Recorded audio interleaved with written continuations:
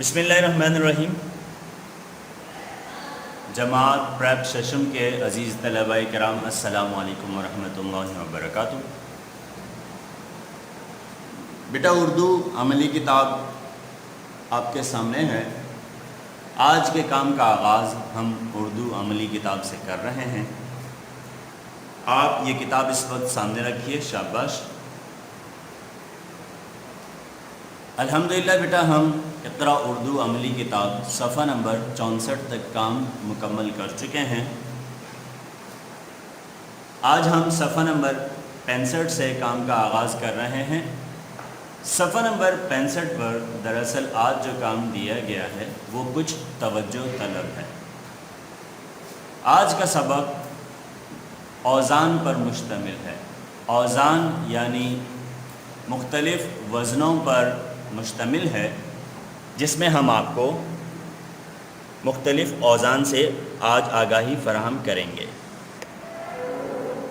جی بیٹا، عملی کتاب صفحہ نمبر 65 اس وقت آپ کے سامنے ہے۔ آپ بھی بیٹا مذکورہ صفحہ سامنے رکھیے۔ جیسا کہ میں نے آپ کو کہا کہ آج کے سبق میں ہم مختلف اوزان کے بارے میں پڑھنے والے ہیں۔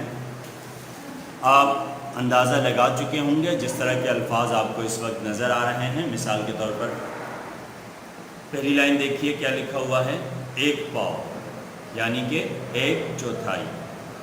1/4 کا مطلب کیا ہے اور 1 پاؤ کا مطلب کیا ہے؟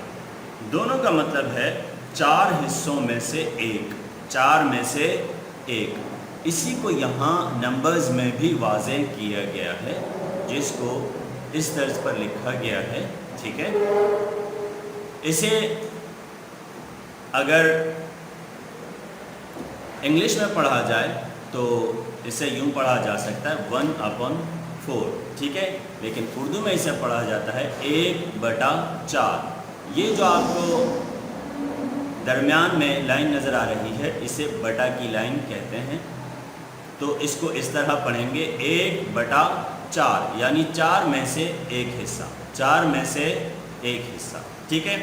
جو اخذ کردہ حصہ ہوتا ہے، جو نکالا گیا حصہ ہوتا ہے، اسے اوپر لکھتے ہیں، اور جو مکمل حصے ہوتے ہیں انہیں نیچے لکھا جاتا ہے۔ امید ہے آپ سمجھ گئے ہوں گے۔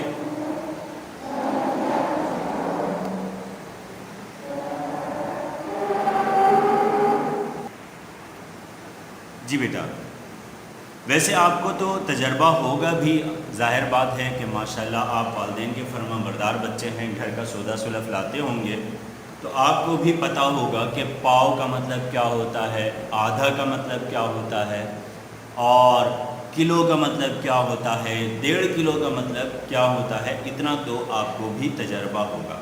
بہرحال آپ کے فائدے کے لیے آج آپ کو ان اوزان یعنی ان وزنوں کے بارے میں بتایا جا رہا ہے۔ اسے ذہن نشین کر لیں اور لکھنے کا طریقہ بھی جان لیں۔ بیٹا صفحہ نمبر 65 کے حوالے سے ایک آگاہی اور فراہم کر دوں، وہ یہ کہ آپ کو اس ویڈیو کے تحت آج نمبرز میں لکھنا نہیں بتایا جا رہا۔ آپ کی آسانی کے لیے، چونکہ پہلے ہی آپ کا نصاب کافی آپ کے لیے طویل ہو رہا ہے، اختصار کی غرض سے مختصر کرنے کے لیے آپ کی خاطر یہ فیصلہ کیا گیا ہے کہ آپ نمبرز کے مطابق ابھی لکھنا نہیں سیکھیں گے اور نہیں لکھیں گے۔ ہاں البتہ اگر آپ اپنے طور پر پڑھتے ہیں اور سیکھ لیتے ہیں تو بہت اچھی بات ہے، ٹھیک ہے بیٹا۔ تو دیکھیے 1 پاؤ کا مطلب کیا ہوتا ہے، میں ایک دفعہ پھر بتا دوں۔ 1 پاؤ کا مطلب ہوتا ہے 4 میں سے 1، جسے 1/4 بھی کہا جاتا ہے۔ آدھا یعنی کہ نصف، اور نصف یعنی کہ آدھا۔ آدھا کا مطلب کیا ہے بیٹا؟ کسی بھی چیز کے اگر 2 حصے کیے جائیں اور ان میں سے 1 حصہ لے لیا جائے تو اسے نصف یا آدھا کہا جاتا ہے۔ 3 پاؤ، 3 پاؤ آپ کو نظر آ رہا ہے لفظ۔ 3 پاؤ کا مطلب کیا ہے بیٹا؟ 3 پاؤ کا مطلب ہے 3/4 یعنی 4 میں سے 3 حصے، 4 میں سے 3 حصے۔ اس کو یہاں اس طرح بھی واضح کیا گیا ہے 3/4۔ خوب اچھی طرح واضح ہے بیٹا، دیکھ لیجئے 3/4۔ 3 पाव को पौना किलो भी कहा जाता है, 3 पाव को पौना किलो भी कहा जाता है, ये आपके जहन में रहे। आगे बढ़ते हैं बेटा। अब यहाँ हम किलो से आगे बढ़ते हैं।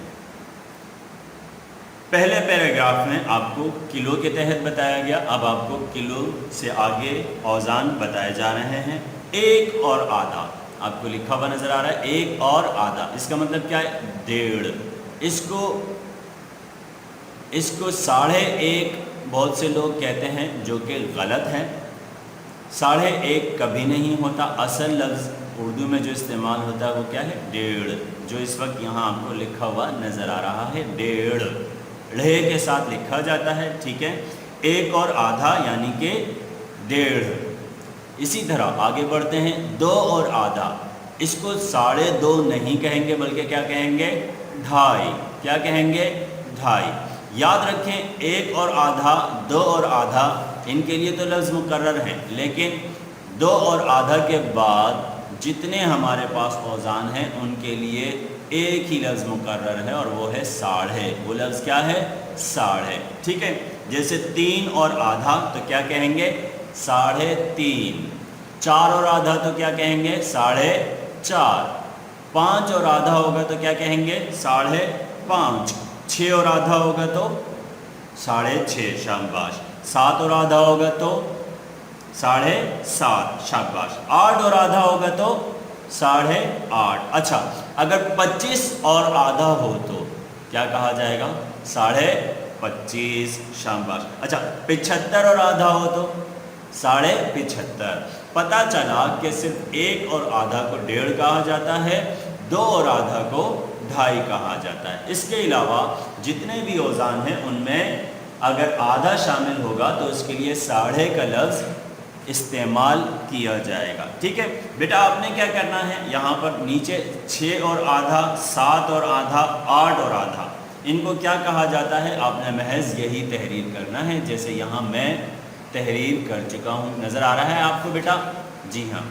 इस तर्ज पर आपने सफ़ा नंबर 65 मुकम्मल करना है। याद रहे कि आप नंबर्स में फ़िलहाल नहीं लिखेंगे। सफ़ा नंबर 66 की जानिब बढ़ते हैं बेटा। जी बेटा, सफ़ा नंबर 66 आपके सामने है। सफ़ा नंबर 66 पर भी औज़ान का तसलसल बरकरार है, यानी वही सबक जो पिछले था, पिछले सफ़े पर गुज़र चुका है, वही सबक इस सफ़े पर भी जारी है। गुज़िश्ता सफ़े पर यानी सफ़ा नंबर 65 पर आपको निस्फ़ यानी आधे से मुताल्लिक़ अल्फाज बताए गए। अब हम आपको पाव और उसके साथ मज़ीद औज़ान के अल्फाज बताते हैं। मिसाल के तौर पर यहाँ आपको लफ्ज़ नज़र आ रहा है 1 और पाव। 1 और पाव, इसको क्या कहते हैं बेटा? 1.25 किलो। 1.25 क्या कहा जाता है? 1.25। मिसाल के तौर पर अगर आप दुकानदार के पास जाते हैं और आप उससे कहते हैं कि 1 किलो चीनी और 1 पाव मज़ीद, मुझे 1 किलो और 1 पाव चीनी दे दें, तो आप उसे मुख्तसर अल्फाज में किस तरह कहेंगे? जी हाँ बेटा, शाबाश। आप उसे कहेंगे 1.25 किलो चीनी दे दें। आप उसे इस तरह नहीं कह सकते कि अंकल मुझे 1 किलो चीनी दे दें और फिर उसमें 1 पाव मज़ीद चीनी दे दें, बल्कि आप क्या कहेंगे? मुख्तसरन 1.25 किलो चीनी दे दें। इसी तरह अगर आप 2 किलो और 1 पाव चीनी ले रहे हैं तो आप क्या कहेंगे? अंकल मुझे 2.25 किलो चीनी दे दें। जैसे यहाँ लिखा हुआ है 2 और 1 पाव यानी कि 2.25, 2 और पाव यानी कि 2.25। इसी तरह 3 और पाव को क्या कहा जाएगा? 3.25। इसी तरह 4 और पाव होगा तो क्या कहा जाएगा? 4.25।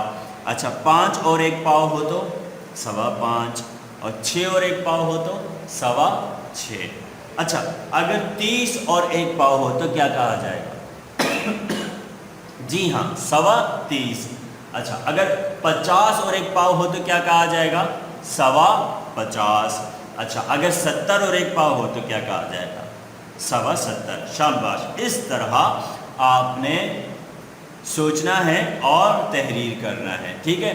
جیسے میں نے یہاں آپ کے لیے تحریر کر دیے ہیں، آپ ان الفاظ کو یہاں اسی طرز پر تحریر کریں گے۔ ٹھیک ہے بیٹا، یہ تو ہو گیا پاؤ اور آدھا کلو۔ اب ہم بڑھتے ہیں 3 پاؤ کی جانب۔ جی بیٹا، صفحہ نمبر 66 دوسرا پیراگراف دیکھیے، آپ کو یہاں ایک جملہ لکھا ہوا نظر آ رہا ہے، اگر 3 پاؤ ہوں تو وہ پونا بن جاتے ہیں۔ جیسا میں نے آپ کو پہلے ویڈیو کی ابتدا میں ہی بتا دیا تھا، 3 پاؤ کو اردو میں پونا کلو کہا جاتا ہے۔ ٹھیک ہے، 3 پاؤ ہوں تو وہ کیا بن جاتے ہیں؟ پونا بن جاتے ہیں۔ ٹھیک ہے، یعنی 3 پاؤ کے لیے لفظ پونا استعمال کیا جاتا ہے۔ اب یہاں دیکھیے، 1 اور 3 پاؤ، تو اسے کیا کہیں گے؟ پونا 1 کلو؟ نہیں، اسے کہیں گے پونا 2 کلو۔ ٹھیک ہے، پونا 2 کلو، کیونکہ ہمارے پاس 1 کلو تو مکمل ہے، ٹھیک ہے، اور 3 پاؤ مزید ہیں، یعنی کہ 2 کلو پورے ہونے میں 1 پاؤ کم۔ ٹھیک ہے، پونا 1 کلو تب کہا جائے گا جب 1 کلو میں 1 پاؤ کم ہو۔ ٹھیک ہے، اب آگے دیکھیے، 2 اور 3 پاؤ کا مطلب کیا ہے؟ پونے 2 کلو نہیں، بلکہ پونے 3 کلو، کیونکہ 2 کلو ہیں اور 3 پاؤ اس کے اوپر مزید ہیں۔ اسی طرح 3 اور 3 پاؤ کا مطلب کیا ہے؟ پونے 4 کلو۔ ٹھیک ہے، اب آپ سمجھ گئے ہوں گے بیٹا کہ پونے کا لفظ کس طرح استعمال کرنا ہے۔ تو اگر 4 کلو اور 3 پاؤ ہوں تو کیا کہا جائے گا؟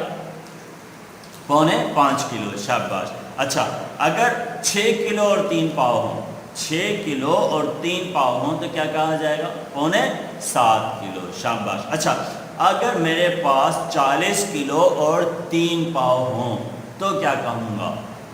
پونے 40 کلو، ہے نا؟ پونے 40 کلو نہیں، بلکہ پونے 41 کلو۔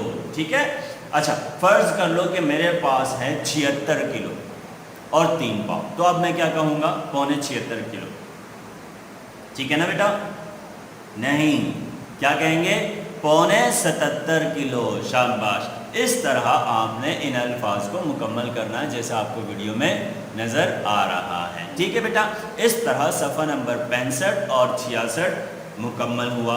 اب ہم مزید آگے بڑھتے ہیں، صفحہ نمبر 69 دیکھیے، صفحہ نمبر 69 پیج 69 دیکھیے، ہم ایک قاعدہ مزید پڑھنے جا رہے ہیں۔ جی بیٹا، صفحہ نمبر 69 اس وقت آپ کے سامنے ہے، نظر آ رہا ہے آپ کو؟ جی ہاں۔ اچھا بیٹا، آپ کو یاد ہوگا کہ ہم نے گزشتہ ویڈیو میں آپ کو فعل اور فاعل کے درمیان مطابقت اور یکسانیت کے حوالے سے ایک قاعدہ بتایا تھا کہ اگر فعل ایک ہوگا تو اس کا فاعل بھی ایک ہوگا، اگر فاعل زیادہ ہوں گے تو پھر فعل بھی جمع کے صیغے کے ساتھ آئے گا۔ آپ کے لیے میرے الفاظ مشکل ہو رہے ہوں گے یقیناً، کیونکہ آپ کلاس میں موجود نہیں ہیں، آپ صرف ویڈیو سے سن رہے ہیں۔ تو فی الحال اتنا یاد رکھیے کہ جب ہم کسی کا ذکر کرتے ہیں تو پھر ہم یہ خیال رکھتے ہیں کہ اگر کام کرنے والا ایک ہے تو فعل میں بھی، یعنی کام کے اندر بھی ہم ایک کا ذکر کریں، لیکن اگر کام کرنے والے زیادہ ہیں تو پھر ہم کام کے اندر بھی زیادہ کا ذکر کریں۔ اب میں آپ کو اس بات کو یہاں نیچے جملے سے سمجھا رہا ہوں، دیکھیے، ہم نے میچ جیتے، ہم نے میچ جیتے، کیا یہ جملہ درست ہے؟ نہیں۔ اچھا، اس میں کیا غلطی ہے؟ جیتے کا لفظ غلط ہے۔ کیوں؟ جیتے زیادہ کے لیے استعمال ہوتا ہے، ٹھیک ہے، تو اس کا درست جملہ کیا ہوگا؟ یہاں آپ کو نظر آ رہا ہے، ہم نے میچ جیتا، ٹھیک ہے۔ اسی طرح مجھ سے قمیض پھٹ گئے، اب قمیض مؤنث ہے یا مذکر ہے؟ قمیض مؤنث ہے، تو پھٹ گئے لفظ غلط ہے، درست جملہ کیا ہوگا؟ مجھ سے قمیض پھٹ گئی، ٹھیک ہے۔ اس طرز پر آپ نے فاعل کو دیکھتے ہوئے ان جملوں کو درست کر کے لکھنا ہے، ٹھیک ہے۔ صفحہ نمبر 69 آپ نے دیے گئے جو جملے ہیں ان کو درست کر کے لکھنا ہے۔ مثال کے طور پر 5واں جملہ دیکھیے کیا ہے؟ وہ شخص بہت نیک ہیں، وہ شخص بہت نیک ہیں. اب دیکھیے ہیں جمع کے لیے استعمال ہوتا ہے اور وہ ایک ہے. ٹھیک ہے, تو اس کا مطلب یہ ہے کہ ہمیں ہیں کا استعمال نہیں کرنا چاہیے. تو درست جملہ کیا ہوگا؟ وہ شخص بہت نیک ہے. شاباش, وہ شخص بہت نیک ہے. تو آپ اس جملے کو اس طرح درست کر کے لکھیں گے. اسی طرح اسی صفحے پر دیا گیا نواں جملہ دیکھیے. اس نے میرا نام پوچھی. اس نے میرا نام پوچھی. جملہ درست ہے؟ نہیں, غلط ہے. کس طرح ہونا چاہیے؟ اس نے میرا نام پوچھا. شاباش. تو آپ اسی طرز پر ان جملوں کو درست کر کے لکھیں گے. اب بڑھتے ہیں صفحہ نمبر 70 کی جانب. جی بیٹا, صفحہ نمبر 70 آپ کے سامنے ہے. ختمہ اور سوالیہ نشان.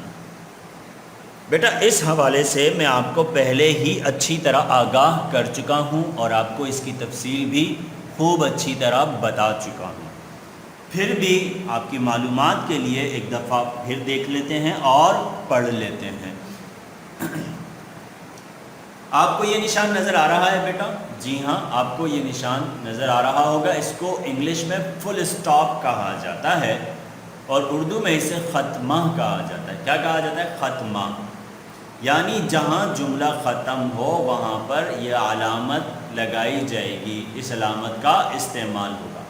جہاں جملہ ختم ہوگا وہاں اس کا استعمال کیا جائے گا. اور سوالیہ نشان آپ کو نظر آ رہا ہے بیٹا, سوالیہ نشان یہاں پر. ٹھیک ہے بیٹا جی. اس کو کویشچن مارک کہتے ہیں اور اس کو فل اسٹاپ کہتے ہیں انگلش میں, مگر اردو میں اس کے لیے ختمہ کا لفظ استعمال ہوتا ہے اور کویشچن مارک کے لیے سوالیہ نشان کا استعمال ہوتا ہے. اگر سادہ جملہ ہے جس میں کوئی سوال نہیں کیا جا رہا ہے, ٹھیک ہے, جس کو اقراریہ جملہ بھی کہتے ہیں اور جوابیہ جملہ بھی کہتے ہیں, ایسے جملے کے اندر ختمہ کا استعمال کیا جائے گا مگر جملہ ختم ہونے پر. ٹھیک ہے. اور اگر کوئی ایسا جملہ ہے جس میں کوئی سوال پوچھا جا رہا ہے, کیا, کیوں, کیسے, کب, کہاں, کدھر, کتنا, اس طرح کے الفاظ اس جملے کے اندر استعمال ہو رہے ہیں, تو پھر آخر میں یہ سوالیہ نشان والا جملہ استعمال کیا جائے.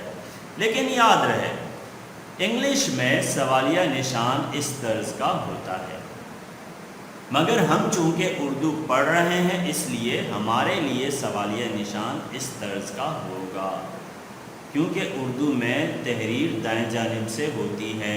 ٹھیک ہے, اور انگلش میں تحریر بائیں جانب سے ہوتی ہے. ٹھیک ہے, اور سوالیہ نشان کا رخ ہمیشہ الٹ ہوتا ہے. ٹھیک ہے, اس کے برعکس ہوتا ہے. ٹھیک ہے, آپ اچھی طرح سمجھ چکے ہوں گے بیٹا. اب دیکھیے نیچے آپ کو مشق دی گئی ہے جس میں آپ کو چند جملے دیے گئے ہیں. پہلا جملہ دیکھیے, میں نے قرآن حفظ کر لیا. اب آپ دیکھ رہے ہیں بیٹا کہ یہ سادہ جملہ ہے جس میں کسی طرز کا کوئی سوال موجود نہیں ہے. اب اس کے آخر میں کیا علامت استعمال کی گئی ہے؟ جی ہاں, ختمہ کی علامت استعمال کی گئی ہے. جبکہ دوسرا جملہ دیکھیے, آپ کس اسکول میں پڑھاتے ہیں. ٹھیک ہے, اب دیکھیے یہاں پر سوال کیا جا رہا ہے. ٹھیک ہے, تو اس کے سامنے کون سی علامت آ رہی ہے؟ جی ہاں, سوالیہ علامت آ رہی ہے. اسی طرز پر آپ نے تمام جملوں کے آگے علامات کا استعمال کرنا ہے جیسے میں نے یہاں کر رکھا ہے. ٹھیک ہے, جو سادہ جملہ ہے اس کے آگے آپ ختمہ کا استعمال کریں گے, جو سوالیہ جملہ ہے اس کے آگے آپ سوالیہ نشان کا اضافہ کریں گے. اس طرز پر آپ نے آج کی ویڈیو میں صفحہ نمبر 65 سے لے کر صفحہ نمبر 70 تک کام کی نوعیت کو سمجھا. ٹھیک ہے, امید ہے کہ آپ بتائے گئی ہدایات کے مطابق صفحہ نمبر 70 تک تمام کام مکمل کریں گے. انشاءاللہ جلد ہی اس تمام کام کی آپ کو PDF فائل بھی دے دی جائے گی. آپ اس میں سے دیکھ کر اپنا کام درست بھی کر سکتے ہیں اور چیک بھی کر سکتے ہیں. انشاءاللہ جلد آپ سے ملاقات ہوگی. السلام علیکم ورحمۃ اللہ وبرکاتہ.